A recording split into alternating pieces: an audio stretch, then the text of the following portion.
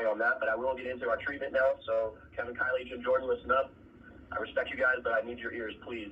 I got to the DC jail July 21st, 2021, and I was immediately discriminated by staff.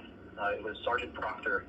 He told me that I needed to be on PC, even though that my paperwork said I was going to be put in regular general population. Thank you. He said that I need to be put on PC. Well, so they segregated me from general population while throwing me in general population. So they would make me a target, and it was Benavides and Mba, or Ba, or whatever, who were the ones that told the rest of the population in South 2 that me and Alan Byerly were on PC, and immediately we started getting piss and feces and semen cocktails thrown into our cell. So that's through our not Sally Port, we call it a tray slot. It doesn't close, so we had to hold our mattress up to our tray slot to stop from getting these cocktails thrown into our cell. We were able to talk to some of the inmates and let them know why we're in there and what's going on, and that we support their plight as well, and that we're not racist and all these things that they've been hearing from the guards about us. And but there were some that did not care to hear our story, and they still wanted to stab us. They all had shanks in there.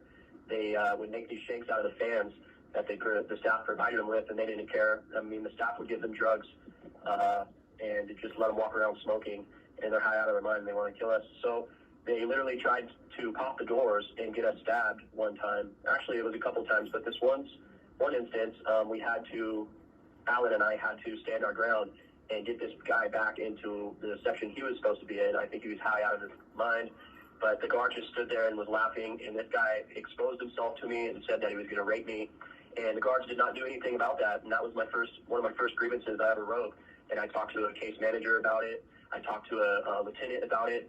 I wrote grievances about it. This is it's a prison rape complaint, on a sexual assault, basically, and they just brushed it under the rug. In fact, what they did is they sent me to the hole for making these types of complaints, where they put you in solitary confinement. There's cockroaches and mice running around. They put you in handcuffs and strip you naked, and they sit there and watch you take showers, and it's really humiliating. And so they let me know that if I speak out, this is the type of treatment that I'm going to get. So it was real shocking right off of the bat to walk into this type of situation. It wasn't, in fact, until 6 months later that they started investigating this Bria and all of these complaints to multiple people that I have documented, that they started investigating it. They found out the marshals were coming. Well, these marshals and Shoemaker, who is the security for DC CTF and basically DC DOC, he got on national television and said that the marshals and him would come talk to us and that everything's A-okay. That was 2 days before they even came into our unit. So the corruption in here runs deep, all the way up to the marshals. Okay, so here we go. So now I finally get over to CTF to C2B. Well, hold on, let me back up. So while in CTF, or CBF, there was constant smoke and then fires in South 2, fights, shakes, and pop doors. Okay, and then the cockroaches, yep, I said that, all right, sorry. But, so we had bot flies for a while, and they started infecting inmates.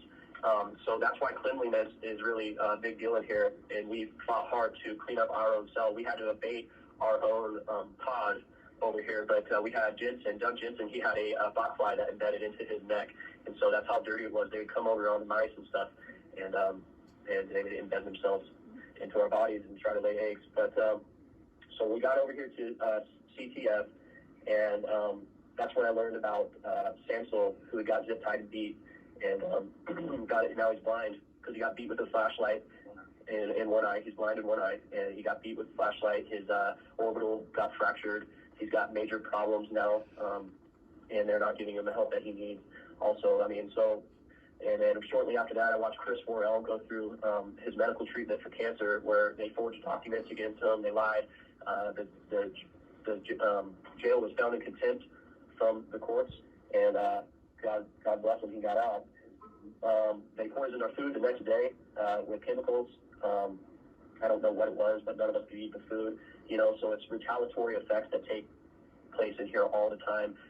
Corporal Jay Johnson told me that she hopes I get stabbed to death, and that if she could, she'd send me back to the other side so I would get beat and jump. And she told me that I'm some leader of a racist movement and all this crap. And so these are just quick little bullet points because I got a lot. When we make these complaints about these Prius, they always talk about, I don't know why, but somebody in here, John Mellis, he filed a Priya, and he actually got, I'll let him explain it later, but he actually got a good response back. But I mean, they always threaten us with these weird types of things that they want to do to us, and it's really, pop our doors in the middle of the night and come in and threaten us, shake us down, flush our pills down the toilet. This happened to me. I've been targeted multiple times in here by this Jay Johnson, Lieutenant Moore, who sprayed me the day that she sprayed Mock. I was just coming out of from using the phone, and I was watching her chase Mock around, and I was like, what's going on? And they told me I need to go back to my cell, so I'm walking up the stairs. Mock comes running down, she comes running past them and sprays me while I'm going to my cell. And it's just this indiscriminate hate. This is a breeding ground for hate in here, and it's really apparent, and it's really fueled by this wokeism and these ladies that hate men in here, and I call them the Rainbow Mafia, and it's like Lieutenant Moore. You have 1 minute remaining. Lancaster. We got Major Mar, thank you. We got, who else here?